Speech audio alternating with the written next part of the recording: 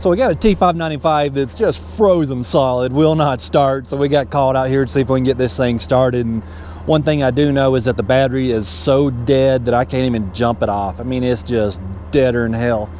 So hell, of course, they back it right up to the John Deere, and I could probably move the John Deere, but it's not my tractor. So we're gonna use my crane. We're gonna hook up to the Bobcat, and we're gonna spin it around so that so we can put a battery in it, maybe even put the heater on the engine, try to get this thing warmed up, because it has been near zero almost every night, and the sun's out, and it's still about 20-22 degrees, but it's quite comfortable.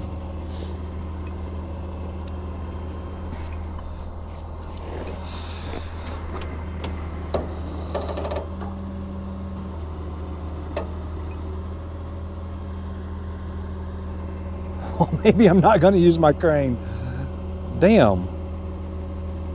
It's like picking my truck up off the ground.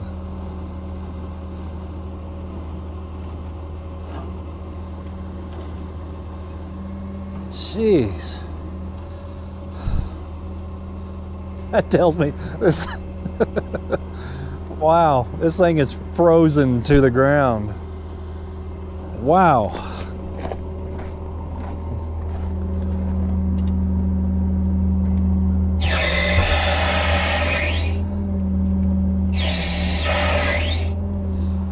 I'm going to extend my outrigger, see if that'll help.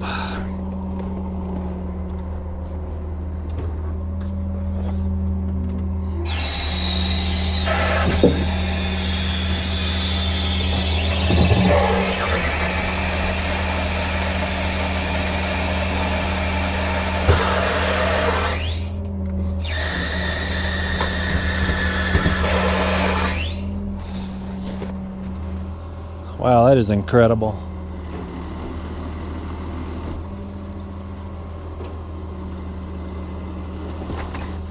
Oh, there she comes.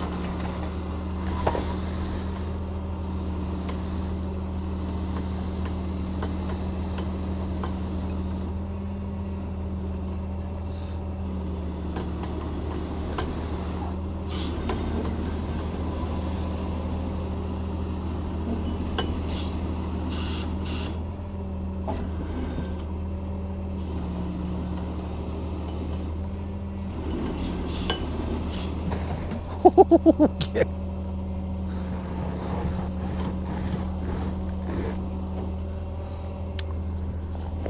That was a little scary. That thing was frozen to the ground. I maxed out the crane a couple times, but finally got it spun around. Usually I can pick these up no problem.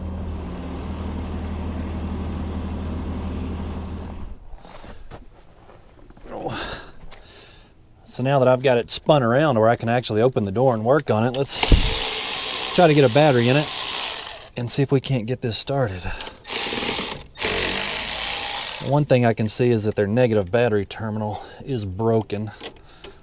A lot of times you go out to machines with a no start condition and they're like, oh yeah, I already checked my battery cables, this and that.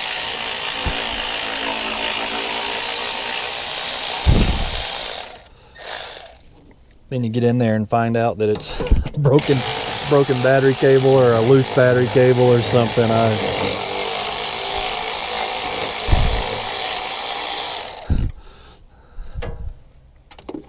It's almost a joke now between me and my brother, and I'll talk to him in the afternoon. He's like, well, how was your day? And I was like, oh, he said, you didn't do anything but tighten battery cables and change air filters.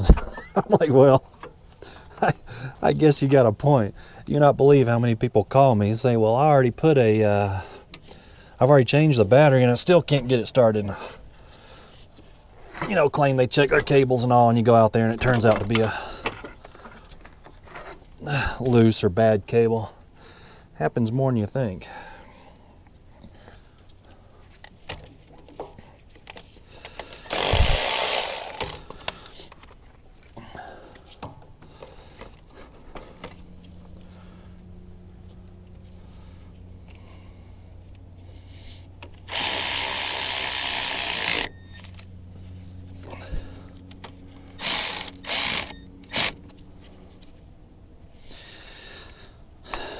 So I've still got, now the battery's installed, you know, we still got the problem with the broken negative battery cable, and on a cold engine or a cold machine, That's like the worst thing you can have, is a bad connection on the battery. But now that I got a good battery in it, I just want to see what we're dealing with, see if I can get this thing to turn over or start at all.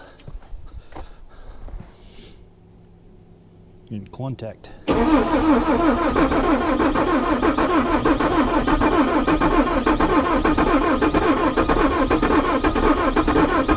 She might do it.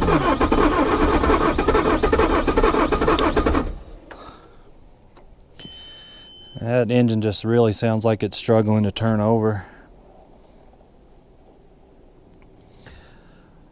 I would suspect, I suspect it's just really damn cold. And it's possible that maybe the glow plugs aren't working. I guess that's the next thing we need to check, right?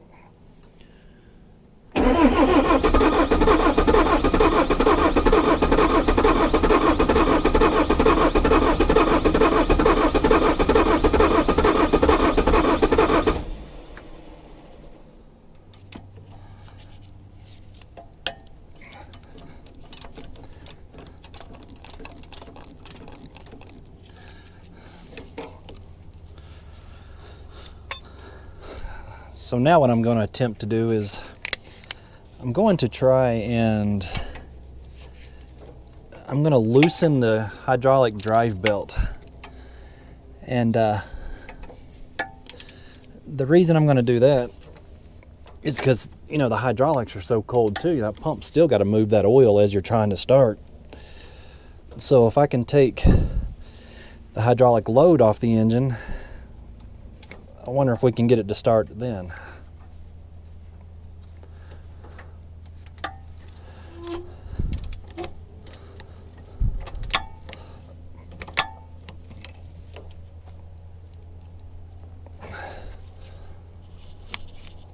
Okay.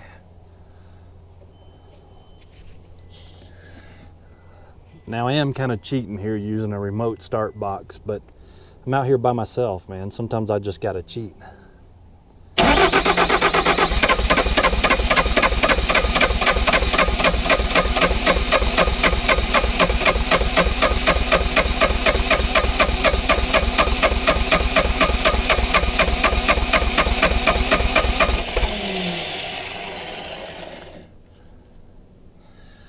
Well, the engine's definitely turning over a lot faster, but still not quite where it needs to be.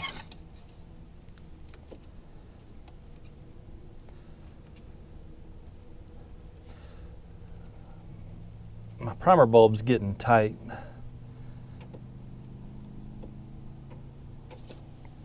So it tells me I'm getting fuel to the engine.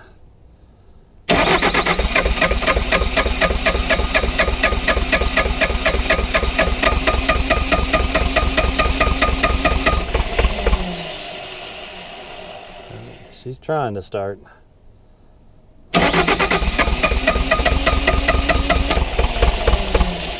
Oh, it's so close.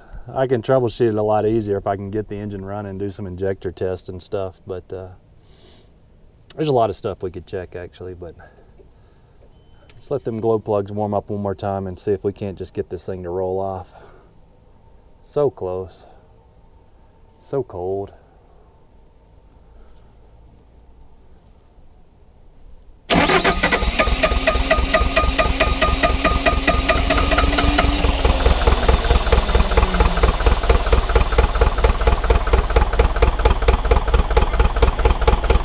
She's chugging, but it's smoking. We really shouldn't see any smoke coming out of it, but it's only running on 1 or 2 cylinders at the moment.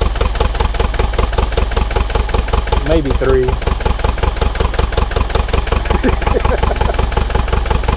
Sometimes you just gotta fight them, man. It sucks.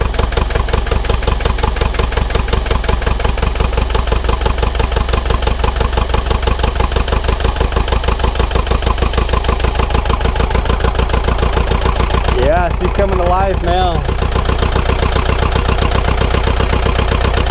All right, so we went from 2.5 cylinders to 3 cylinders. Come on.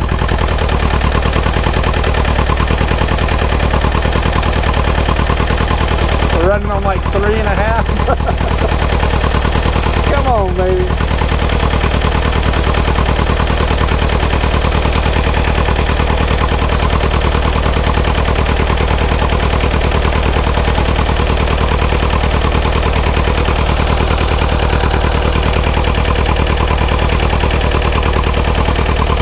I do believe that steam,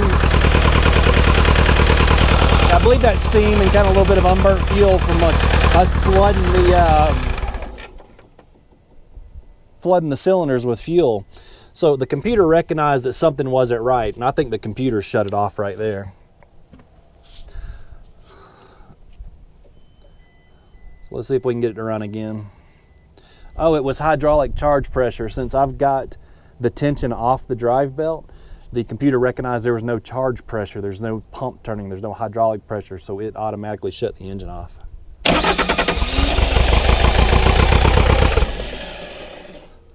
I'll see if I can get it started with the belt on now.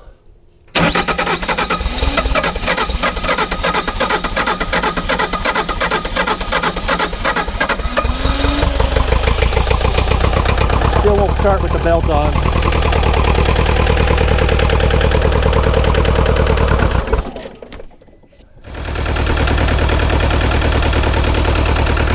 Feels like it's running a lot better, but you can still tell it's still missing on one of those cylinders a little bit.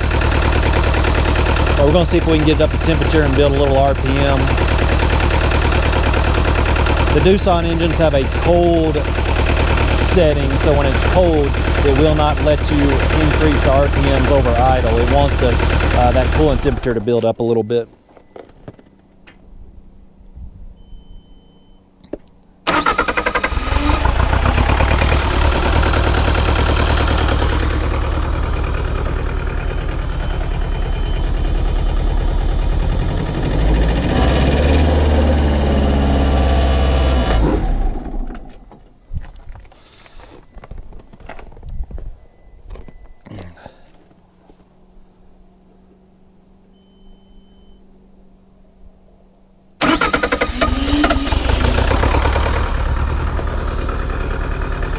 Smells like fucking gas.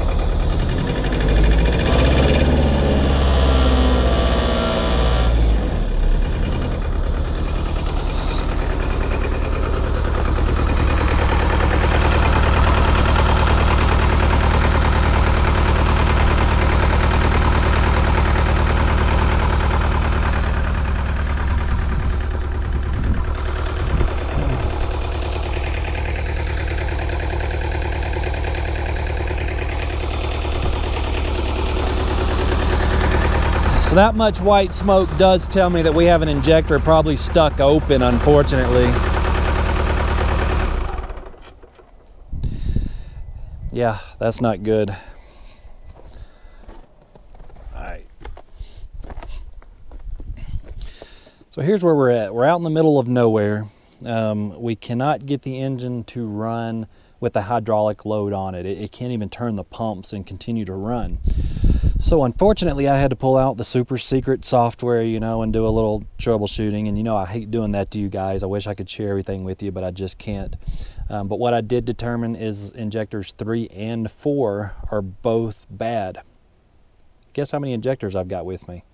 No, not 2, just 1. So I want to see if I can just get this thing running so we can move it and get it on a truck, because it's got a lot of problems. We need to get it back to the shop and kind of go through this thing. So the next step I took after determining that 3 and 4 are bad and I can only replace 1 today is I just went ahead and did a static test. And we did this static test in a different video where we just hook up these 1/8" clear tube lines to the leak ports on the injectors, right? And I don't know if you can see, but this tube is full all the way up to here, and that was just turning the engine over for like 2 seconds, and that's injector number 3. Injector 4, it looks, the leak back on injector number 4 is about right. So if I can only replace 1, it looks like it's going to be number 3. So it's not ideal, but hopefully we can get this running just good enough to get it on the truck. So let's go ahead and pop out that injector and slide in a new one.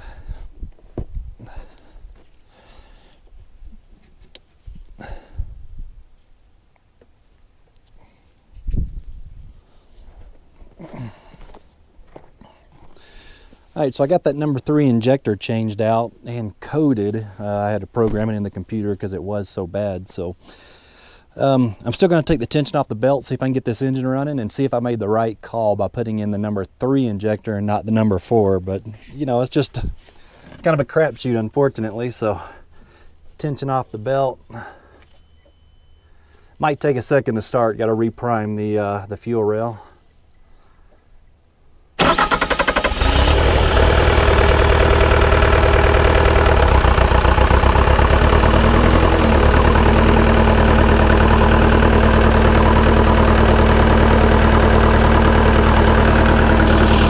Okay, so that's great news.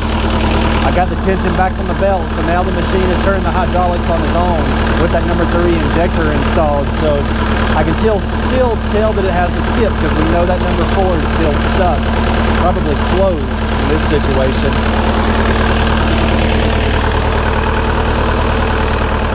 So I'm going to let this thing warm up for a few minutes. We're going to put it back together and see if we can get it to drive a little bit.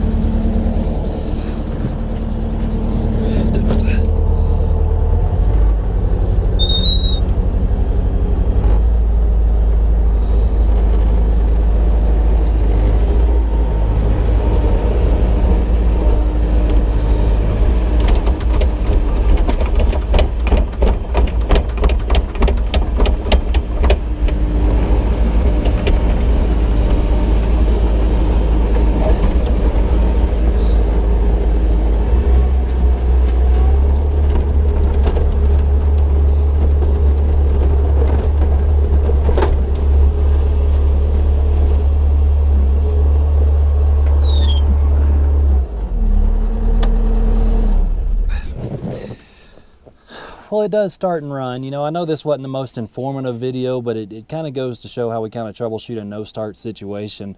What do? We know the machine was colder than hell and the battery was dead, so there wasn't no sense in fighting a dead battery. We went ahead and put a new battery in it. You know, we tried to start it and we knew that something was just a load on the engine. The engine just couldn't turn over fast enough to start itself. And I could see smoke coming out of the exhaust, so it told me that there was no rail pressure issues or anything like that. The injectors were firing, well, at least some of them. So that's why I decided to, let's take the hydraulic load off. I mean, the hydraulic oil is so cold, we're trying to turn that hydraulic pump. You know, maybe we can increase the RPMs with the starter and maybe get this engine started. So that's what I did. We just took that tensioner, you know, we just lifted it up and took the tension off of the hydraulic drive belt. And that gave us the RPMs we needed to start the engine. However, once the engine was started and warmed up, we still could not run the hydraulic pump without the engine stalling.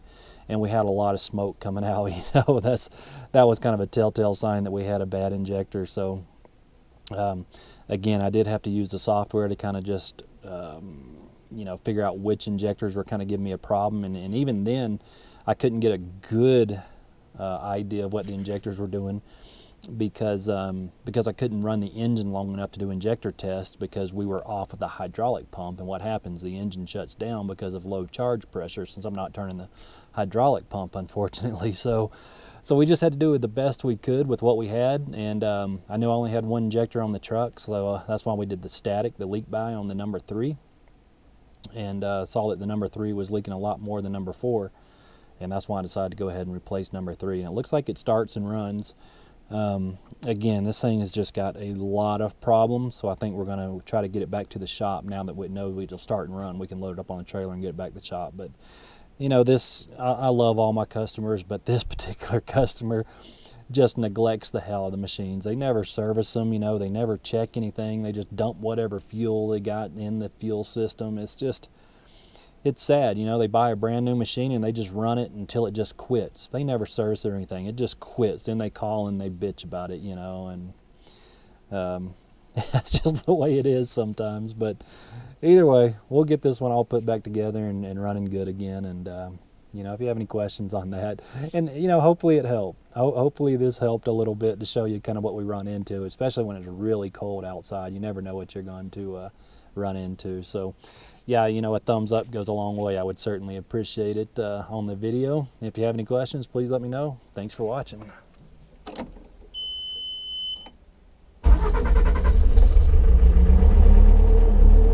Still running.